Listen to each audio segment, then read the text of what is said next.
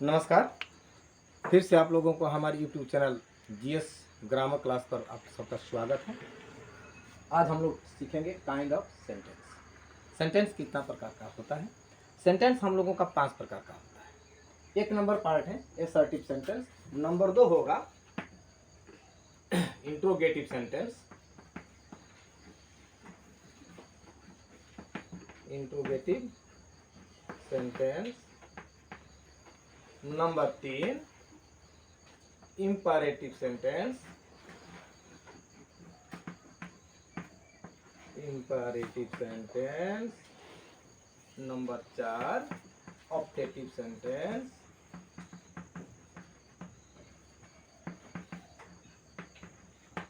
Number 5 exclamatory sentence. Exclamatory sentence. देखिए, भाषा को हम अपने अपने तरीके से प्रकट करते हैं।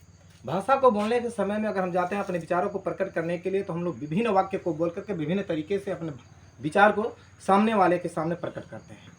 साधारण रूप से भी करते हैं, प्रश्न भी करते हैं, आदेश भी देते हैं, प्रार्थना भी करते हैं, कामना भी रखते हैं और विस्मय भी करते हैं। ये 5 प्रकार का सेंटेंस होता है। आज हम लोग इसका 5 सेंटेंस को परिपूर्ण रूप से एक एक करके सीख लेते हैं। एक नंबर है हम लोगों का असर्टिव सेंटेंस। इसको हम लोग डिक्लेरेटिव सेंटेंस भी कहते हैं। और assertive sentence is nothing but just like a statement. हम अपने आप को प्रदर्शित करते हैं। यह असर्टिव सेंटेंस क्या क्या चीज को प्रकाशित करता है? अपने मत को, एक किसी घटना को, नेचुरल ट्रूथ को भी करता है। अपने मत को भी प्रकाश करते हैं लोग। और जितना भी मत को प्रकाश करना, किसी घटना के बारे में विवरण देना, किसी ऐतिहासिक घटना के बारे में कहना, ये सब का सब हम लोगों का सेंटेंस जो होता है असर्टिव सेंटेंस में पड़ता है। यह डिस्क्राइब करता है इवेंट्स को, ओपिनियन को, हिस्टोरिकल इंसिडेंट को और साथ साथ में साइंटिफिक इवेंट्स को भी असर्टिव सेंटेंस वर्णित करता है। उदाहरण के रूप में हम लोग कह सकते हैं, लिखते हैं इसका पहले हम लोग डेफिनेशन लिखते हैं। The sentence that express historical events, opinion, scientific thought,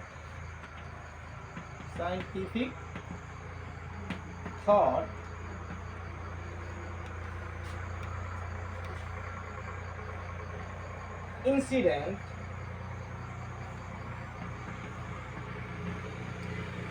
etc. That means that sentence, sorry गलत हो गया है यहाँ पर, the sentence that express historical events, opinion, scientific incidents assertive sentence कहते हैं। जैसे कि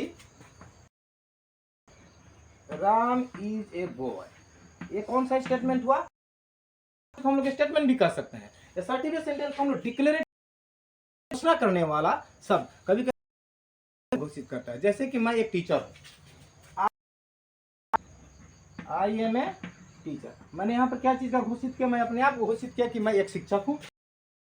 राम इज ए बॉय, कोई दूसरा आदमी राम के बारे में कह रहा है कि राम, साधारणतः ये जो सेंटेंस है यह एक स्टेटमेंट हुआ। ये जो है अपने बारे किया गया, डिक्लेयर किया, statement. God is good, God is, यह एक स्टेटमेंट है। यानी कि हिस्टोरिकल इवेंट्स। एक और बॉर्न दिल्ली, वह दिल्ली में जन्म लिया था। यानी कि एक हिस्टोरिकल इवेंट है और एक स्टेटमेंट है। आई एम ए टीचर, यह डिक्लेरेशन है। Ram is a boy, also एक स्टेटमेंट। इस प्रकार का जो सेंटेंस होता है हम लोगों का असर्टिव सेंटेंस होता है। साधारणतः हम लोग इसको अपने विचारों को प्रकट करने में करते हैं। अब चलते हैं हम लोग 2 नंबर सेंटेंस पर।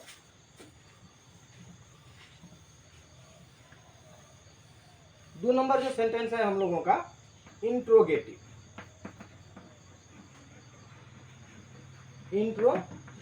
सेंटेंस। देखिए, अपने विचारों को प्रकट करने के समय में हम लोग कभी कभी प्रश्न करते हैं। अपने विचारों को प्रकट करने के लिए कभी कभी हम सामने वाले से प्रश्न करते हैं। प्रश्न यानी कि इंट्रोगेटिव सेंटेंस जो होता है वह प्रश्नात्मक यानी कि प्रश्न करने वाला वाक्य होता है। इंट्रोगेटिव जैसे कि देखिए प्रश्न हम लोगों का किसी भी साहित्य में 3 से 4 प्रकार का प्रश्न होता है। प्रश्न यहाँ पर इंट्रोगेटिव सेंटेंस, इसका जो है डेफिनेशन होगा the sentence that ask question, वह वाक्य जो प्रश्न करता है इज कॉल्ड इंट्रोगेटिव सेंटेंस, यानी कि वह सेंटेंस जिससे प्रश्न का बोध होता है। जैसे कि क्या तुम एक स्टूडेंट हो, क्या तुम एक छात्र हो, या तुम कहाँ जा रहे हो। देखिए प्रश्न हम लोगों का 3-4 प्रकार का प्रश्न होता है। हम चारों प्रकार का प्रश्न के बारे में लिख देते हैं। इज ही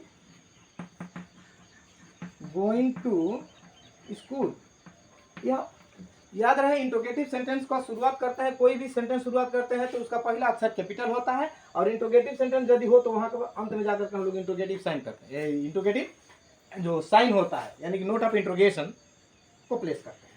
और ऊपर वाला जो हम लोग सेंटेंस सीखे थे असर्टिव सेंटेंस में हम लोग का शुरुआत में तो कैपिटल लेटर से होता है और अंत में फुल स्टॉप देते हैं। लेकिन इंट्रोगेटिव सेंटेंस में क्या होता है कि कैपिटल लेटर से तो शुरू होगा लेकिन अंत में उसको हम लोग प्रश्नबोधक चिन्ह को लगाते हैं।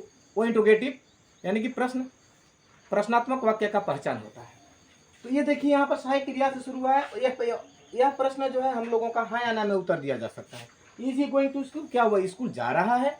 अगर जा रहा है तो कहेंगे हाँ, नहीं जा रहा है तो कहेंगे ना। और देखिए दूसरा प्रश्न होता है वेयर इज ही गोइंग,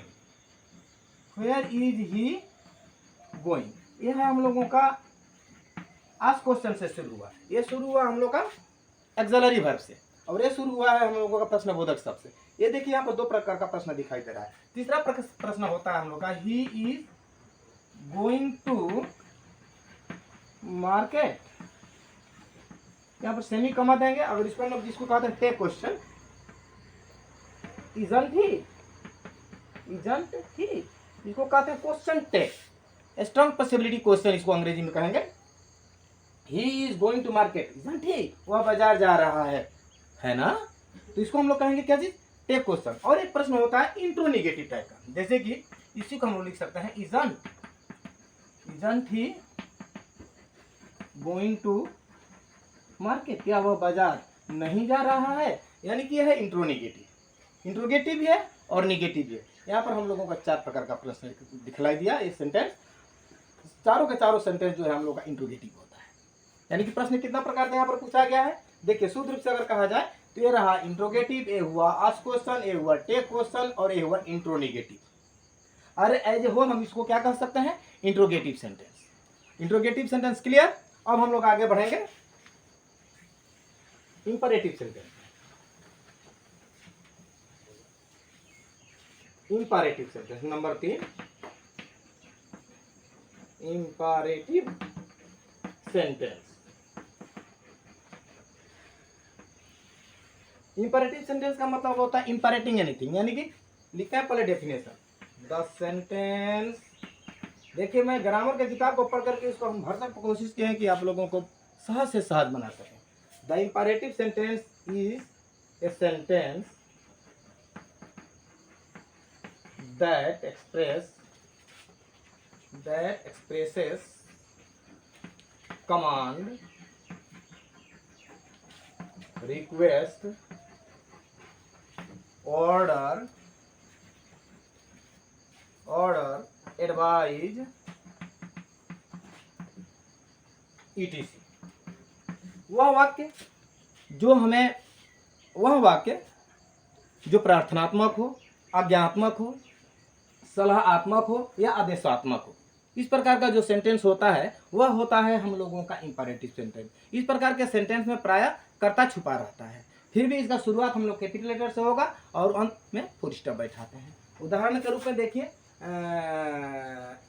इन वर्डों के अनुसार मैं जाऊँ, कमांड का मतलब होता है जिस तरीके से एक सैनिक का जो कमांडर होता है अपने सैनिकों को कमांड करता है। एक क्रिकेट खेल का जो कैप्टन होता है अपने प्लेयर्सों को कमांड करता है, यानी कि एक प्रकार के आदेश देता है।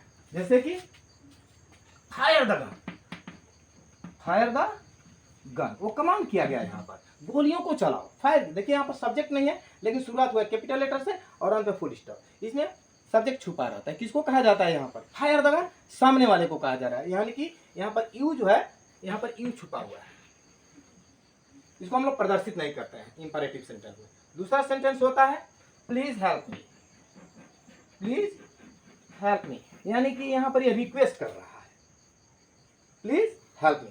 उसके बाद में रीड वेल, बढ़िया से पढ़ो, यहाँ पर हम लोग का एडवाइस कर रहा है, सलाहात्मक। पहला हो गया हम लोग का आदेशात्मक, दूसरा हो गया प्रार्थनात्मक, तीसरा हो गया हम लोगों का सलाहात्मक। अब एक देख लेते हैं आदेशात्मक, get out from here, get out from here. इस प्रकार का जितना भी सेंटेंस होता है हम लोगों का इंपरेटिव सेंटेंस के अंदर में आता है। अब आ गया हम लोगों का तीसरा सेंटेंस, चौथा, सॉरी ये सब आदत सा नहीं है, पहला बार ये सब कारबार हो रहा है ना यूट्यूब चैनल पर, थोड़ा शब्दों का चयन में असुविधा हो ही जाता है। अब चलते हैं हम लोग optative, optative sentence.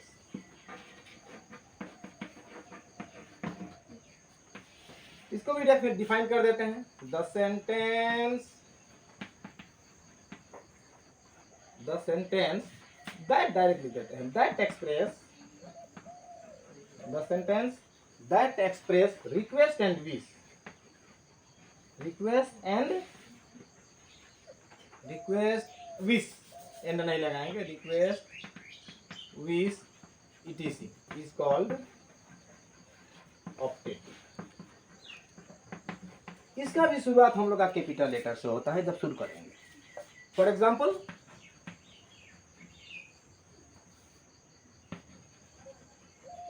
May you be happy, यहाँ पर एक कामना, कामनात्मक और प्रार्थनात्मक। मे यू बी हैप्पी, तुम हमेशा खुश रहो। मे you be happy, may you live long, may you live long, तुम दीर्घजीवी हो, तुम दीर्घजीवी रहो। इस प्रकार का जो सेंटेंस होता है इस हम लोग का ऑप्टेटिव होता है, जिसमें कि क्या हो, विश हो और रिक्वेस्ट। ये दो प्रकार का, मोटा मोटी दो प्रकार का होता है। ऐसे बहुत सारा सेंटेंस है जो हम आप लोगों को आने वाले वीडियो में संपूर्ण रूप से दूंगा। क्लियर हो गया ऑप्टेटिव सेंटेंस। अब अंतिम हम लोगों का पार्ट आ रहा है एक्सक्लेमेटरी, एक्सक्लेमेटरी सेंटेंस। इसको हम लोग कहते हैं विस्मयादि बोधक वाक्य, विस्मय बोधक वाक्य। जिस तरीके से हम लोग का पार्ट ऑफ स्पीच में लास्ट पार्ट जो मिला था हम लोग का इंटरजेक्शन, वो इंटरजेक्शन का भाव इसी सेंटेंस में हम लोग का ज्यादातर प्रयोग में लाते हैं। ज्यादातर क्या इसमें होता ही है। एक्सक्लेमेटरी सेंटेंस का जो एक्सक्लेमेटरी वर्ड होता है, ये भी शुरुआत होगा हम लोग का कैपिटल लेटर से। ओह, इसमें हम लोग क्या लगा देंगे, साइन ऑफ एक्सक्लेमेटरी। या तो इसमें विस्मय होगा, या तो हर्ष होगा, हाँ, दुख होगा, पश्चाताप होता है, घृणा भी होता है, प्रशंसनीय बात भी होता है। इस प्रकार का यदि सेंटेंस होता है तो वो सेंटेंस हम लोगों का एक्सक्लेमेटरी सेंटेंस होता है। जैसे कि oh I am helpless, I am helpless, मैं सहायहीन हूँ। Another, hurrah, hurrah, we have, sorry, we have won the game, वाह, हम लोगों ने मैच को जीत लिया। यानी कि क्या यहाँ प्रकट हो रहा है, कुल मिलाकर के यहाँ पर हर्ष हो रहा है, दोनों में हर्ष, यहाँ पर दुख हो रहा है और यहाँ पर हर्ष हो रहा है।